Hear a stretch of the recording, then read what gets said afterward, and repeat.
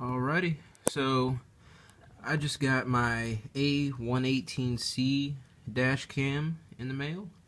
It's also known as the B40. This is the capacitor version of the camera. That's the C on the end there. It's normally the 118, but those come with lithium-ion batteries, which in extreme temperatures can lead to explosions, fires, things like that. You've seen the news stories. So since I live in a pretty wild weather state where last week it was 72 degrees and before then the temperature was in the single digits, probably about 8 or 9 degrees, I figured I would probably want to go with the capacitive power design, as it says here. So let's go ahead and open it up. As you can see from the packaging, it's got 1080p. Uses the popular MOV format with the H.264 encoding. A very wide viewing angle. It's got a TV output, which you'll see in a minute. Loop recording, 1.5 inch TFT LCD screen, 12 megapixel, as you can see. The rest of the box, what do we have here? Yep, just more of the specs, things like that. I'm sure all that stuff was on the website. I'm not 100% sure when I ordered it exactly what it said on there, but I do know this was the camera I was looking for, so that's all that really matters. Alright, and as you can see, it's got a backwards manual. That's a little odd. Not sure if they... Well, maybe I'm holding it wrong or something. That's kind of odd. But yeah, nice little instruction manual. I'm sure that's got all the information in that I need. Alright, this is the main component. Let's see what we got here.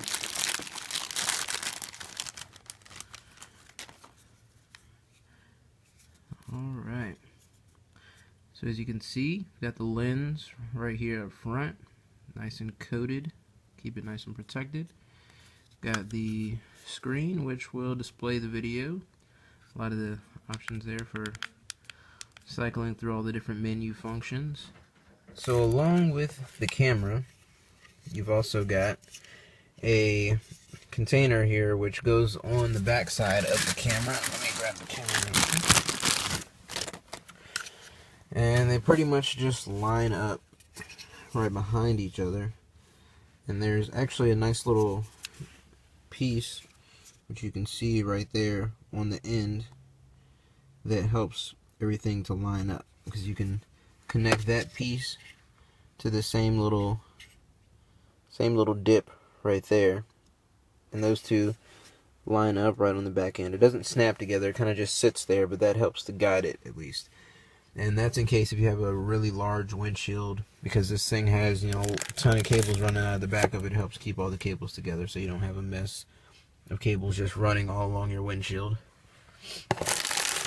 Alright, also in the box you got a long USB cable. I'm not sure of the exact length. I think it's 3 yards, but don't quote me on that. I'll have to check, and I'll just add it to the annotations, I guess. Alright, we've also got a USB cable, which is, it's a mini USB cable, which you can see right there. I believe that's for plugging it into a computer, if you don't have an SD card reader, I suppose. And there's a few of these clips which you can use to help run the cable, which I'm sure I'm going to need help with running the cable down my A-pillar, along the dashboard, through the glove box, and all the way down to my cigarette lighter, which is right there. So that's definitely going to be a help. They really have thought of just about everything. And this, I believe, is a tether, but don't quote me on that. I haven't seen anybody use this in the videos I've watched, but I believe that this is a tether, just in case if you're really concerned about your dash cam flying off, which, I mean, if you're doing off-roading or something, maybe that'll be a concern, but not really a concern for me. The camera has some backing on it, which, you're just going to peel off. Just a second. because you're not actually going to peel it off of the camera. This is a mount which slides into the camera, so that way you can take the camera down and take it wherever, you know, hook it up to your computer or whatnot. And so this mount is what I'm going to stick right up here on the windshield. Make sure, very important, that you leave enough space behind here to run your cables out. Because if you put your camera right back up here against it, you're not going to be able to get your cables into the back of the camera. You won't be able to power it. Especially since it's a capacitor, it's not going to run unless you've got it hooked up to something. So, very important. Alright, but I'm going to hook this up. So you'll have to excuse the rather dirty car at the moment, but this is currently how I've got the dash cam set up. That's where my GoPro used to be, so just ignore that. But got it right behind my dashboard, right behind my rear camera, so it's out of my line of sight. I hate having things in my line of sight. So I've got it right here. Then I've got the cables. It also came along with these mounts. I just put one right there just to keep the cable from sliding down if it does come out. But it runs up into the back of the camera here. Follows along the inside of the car. I've got it going through the pillar here, another mount right there. Down through the weather stripping. Around the side of the glove box. Through the glove box. And the little clips, I've got some clips in there, they're not working too well, so I might need another solution. But then I've got that running down under this, under the plastic here, where it comes up right beside the seat. So it's very well hidden. This little piece here, it's got a light. It's really kind of hard to see it. Yeah, you can barely see that the light's on. It's really hard to notice, but it's on. And now you can see that the camera is also on. So it's not very difficult to set it up, actually. I've never actually had to run cables in my car, and this is my first time doing it, and it was actually super easy.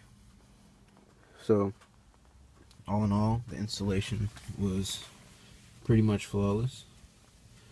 Pretty much the screen, I wouldn't bother with using it just because of how little it is. If you really are in a situation where you need to review your footage, you can tell kind of objects, but all in all, the screen is so small that you're going to want to put the card into something else and look at it on the bigger screen.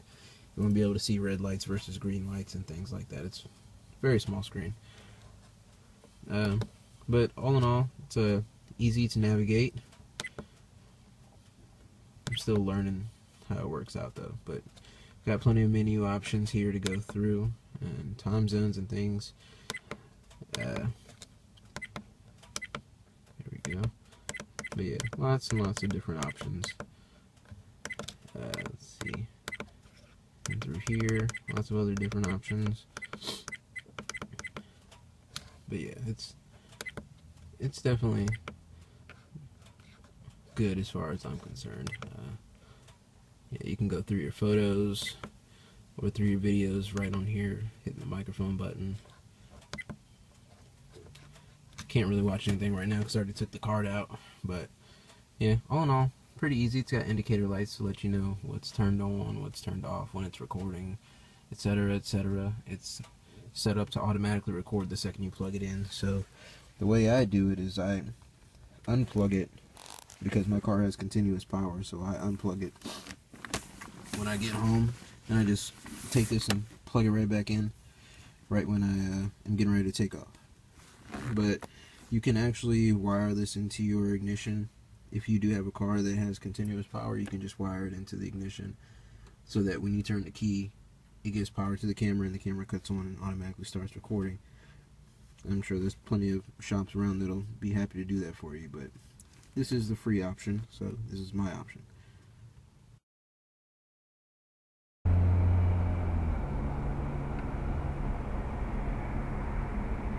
So if you're wondering what the sound is like in this car, this is pretty much what it sounds like. It's not anything amazing, but you know, it is a microphone. So I think the main reason why people even get dash cams in the first place is mainly to record things that happen, such as car accidents or weird occurrences on the road, things like that. So the main thing is the visual quality, which is why this camera focuses so heavily on the visual quality. 1080p and all that, you know, it's a very high quality as far as the video quality is concerned. So the microphone is really more of an afterthought, and you can tell that with this camera. However, it is sensitive enough that you'll be able to pick up on things such as, you know, tires squealing or people yelling or something like that in the case of an accident where you can't necessarily see everything that happens. Something's happened off screen, and the microphone is good enough to capture that, which is good.